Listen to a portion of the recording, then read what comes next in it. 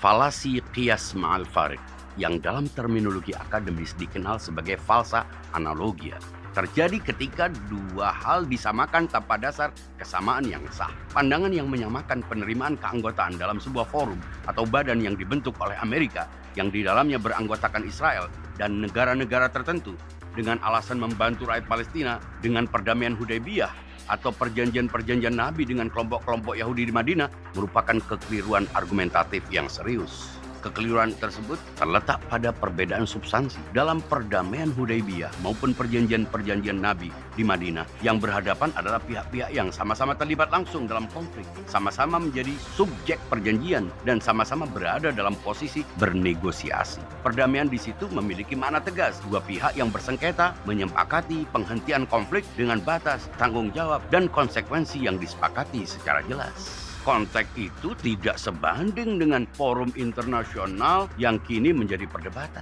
Keanggotaan dalam forum itu direduksi maknanya menjadi berdamai. Di sini persoalan analitik muncul dengan terang. Siapa yang berdamai? Dengan siapa perdamaian itu dilakukan? Siapa yang berseteru? Pihak mana yang menjadi korban? Dan pihak mana yang menjadi pelaku kejahatan? Kehilangan kejelasan, relasi kuasa, fakta penjajahan, serta struktur penindasan tertutup oleh istilah damai yang tersirat administratif dan prosedural. Damai memang indah, tapi untuk damai mungkin perlu konflik, perlu perlawanan. Palestina sebagai pihak yang dijajah, dirampas haknya, dan mengalami kekerasan sistematik, tidak hadir sebagai subjek utama dalam forum itu. Palestina tidak berada dalam posisi setara, tidak memiliki kendali atas arah keputusan, dan tidak menjadi penentu definisi perdamaian yang sedang dibicarakan. Dalam kondisi seperti ini, menyamakan situasi ini dengan perdamaian Hudaybiyah merupakan bentuk qiyas ma'al farik yang nyata, falsa analogia. Inilah falasi. Untuk memahami kesalahan nalar ini secara sederhana, bayangkan pernyataan itu dalam kehidupan sehari-hari. Public figure juga sering salah ngomong. Jadi wajar kalau aku juga ngomong sembarangan. Pernyataan seperti ini tampak masuk akal di permukaan, tapi runtuh ketika diperiksa. Seorang public figure memiliki tim klarifikasi, manajemen krisis,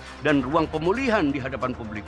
Orang biasa yang berbicara sembarangan justru berhadapan langsung dengan rusaknya relasi personal, konflik di tempat kerja, dan ketiadaan mekanisme pemulihan. Kesamaannya hanya pada tindakan salah bicara, sementara konteks, struktur, dan konsekuensinya sama sekali berbeda. Inilah bentuk falsa analogia yang mudah dikenal. Pola nalar yang sama terjadi ketika keanggotaan dalam forum politik internasional disamakan dengan peristiwa perdamaian dalam sejarah kenabian. Kesamaan semu dipaksakan, sementara perbedaan struktural diabaikan. Analogi tampak meyakinkan secara retorik, tapi rapuh secara argumentatif. Terlepas dari sikap mendukung atau tidak mendukung, yang dibutuhkan sebenarnya sederhana, penjelasan yang logis dan dapat dipahami oleh publik. Apakah penjelasan itu diterima atau ditolak? Itu hak masyarakat. Persoalan bergeser ketika kebijakan dibungkus dengan legitimasi keagamaan dan disandarkan pada simbol kenabian. Langkah semacam ini tidak menyelesaikan masalah, justru menambah masalah baru. Alih-alih meredakan perbedaan pandangan, kontroversi, ia memperluas medan konflik.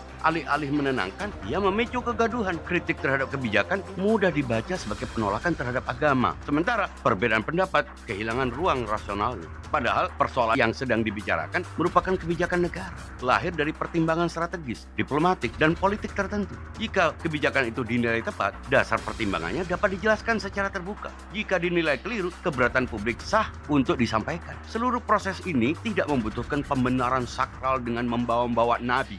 Menarik simbol agama ke dalam persoalan yang bersifat politis justru menempatkan posisi simbol yang sakral pada posisi yang tidak semestinya. Akibatnya, ruang publik menjadi ricuh. Masalah tak selesai, kontroversi bertambah. Di titik inilah qiyas ma'al farik berubah dari sekadar kesalahan nalar menjadi sumber kegaduhan sosial. Refresh your mind. Join Diagnosa Logika.